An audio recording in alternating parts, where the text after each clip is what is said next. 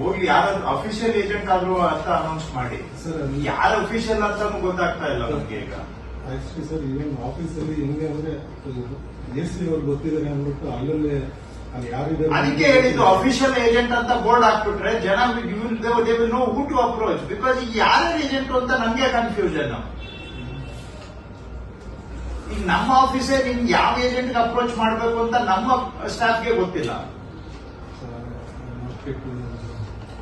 ಅದಕ್ಕೆ ಅಫಿಷಿಯಲ್ ಆಗಿ ಇಟ್ಕೊಂಡ್ಬಿಡಿ ಹೋಗ್ಲಿ. ನೀವಂತೂ ಸಿಗೋದಿಲ್ಲ, ನೀವು ಫೋನಿಗೂ ಸಿಗೋದಿಲ್ಲ, ಫಿಸಿಕಲ್ ಆಗಿನೂ ಸಿಗಲ್ಲ.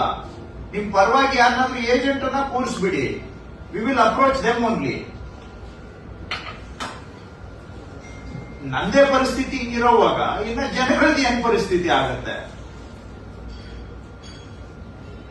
ಆಫೀಸ್ ಬಂದ್ರೆ ಆಫೀಸಲ್ಲೂ ಇರೋದಿಲ್ಲ.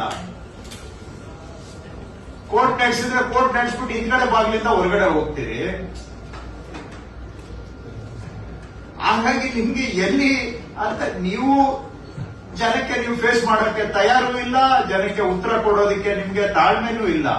ಯಾರಾದ್ರೂ ಒಬ್ಬರನ್ನ ಡೆಸಿಗ್ನೇಟ್ ಮಾಡಿ ಏಜೆಂಟ್ ಅಂತ ಹಾಕ್ಬಿಡಿ.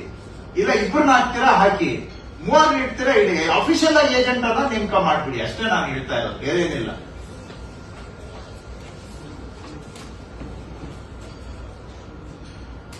ಎರಡೂವರೆ ತಿಂಗಳಲ್ಲಿ 30 ಕೇಸ್ ಡಿಸ್ಪೋಸ್ ಮಾಡಿದ್ದೀರಾ. ಐ ಮೀನ್ ಲೈಕ್ ಯಾವ ಪ್ರಪಂಚದಲ್ಲಿ ಇದೀವಿ ನಾವು?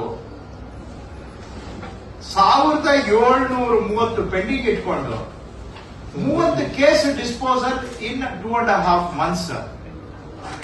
ಎಲ್ಲ ಮಾಡಿ ಮಾಡಿರೋದ್ರಿಂದ ಟ್ರಾನ್ಸ್ಫರ್ ಆಗಿದೆ. ಸೊ ಹಾಗಾಗಿ ಆರ್ಡರ್ಸ್ ಮಾಡೋಕ್ಕಾಗ್ತಿ ಆಯ್ತು. ಅದು ಬಿಟ್ಟು ಇನ್ನೂ 1500 ಕೇಸ್ ಇದೆ. PO ಆಗಿರೋದು, ಕಾಂಪ್ಲಿಕೇಶನ್ ಇರೋದು ಬಿಟ್ಟು ಕ್ಲಿಯರ್ ಇರೋದು ನಿಮ್ಗೆ 1500 ಕೇಸ್ ಇದೆ.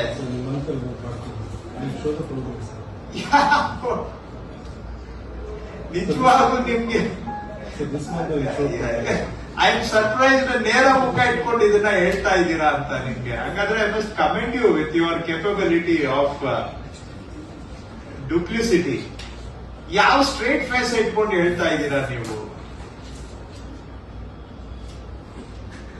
ಎನಿವೇ ಬಿಡಿ, ನಾನು ಆಯ್ತು. I don't think I am so helpless. Don't think I am so helpless. You will see. Right, ಬಿಡಿ, ಮಾತಾಡಿ ಎಲ್ಲಾರ್ದು ಟೈಮ್ ಯಾಕೆ ವೇಸ್ಟ್ ಮಾಡೋಣ. ಅಂಡ್ ಸುಮ್ಮನೆ ಇನ್ಸಲ್ಟ್ ಮಾಡಿ ನಿಮ್ಗೆ ನಮ್ಗೇನು ಸಿಗೋದಿಲ್ಲ. ನನ್ನ ಕೆಲಸ ಆಗ್ತದೆ.